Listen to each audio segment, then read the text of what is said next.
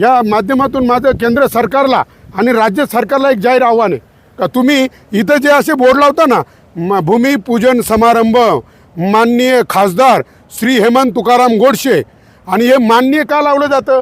कारण पुढे जर निवडून नाही आलो ना तर परत मग माजी खासदार श्री हेमंत तुकाराम गोडसे म्हणजे नावं लिहिताना सुद्धा एवढी चाणाक्ष बुद्धी वापरतात. मग इथं उद्घाटन केलं, बोर्ड लावायला घाई केली, मग या रस्त्याचं आपण उद्घाटन केलं आहे, मग ते काम पूर्ण झालं का नाही? का होत नाही आहे? आपण ते जे होऊ घातलं आहे जे काम त्याच्यामुळं शेतकऱ्यांना अडचणी होत्या आहे, मग नक्की याला जबाबदार कोण आहे? हे पाहायचं काम तुमचं नाही का? उद्घाटनांची लगीन घाई आणि कामाचा पत्ता नाही. उद्घाटनं तर केले आणि मग तुम्ही कामं पूर्ण होत आहे का नाही ते पाहत का नाही?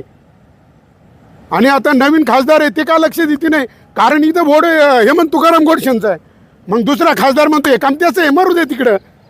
म्हणून माझं म्हणणं आहे यापुढे जर असे बोर्ड लावायचे असेल तर राज्य सरकारच्या निधीतून आहे, केंद्र सरकारच्या निधीतून आहे, असे बोर्ड लावा.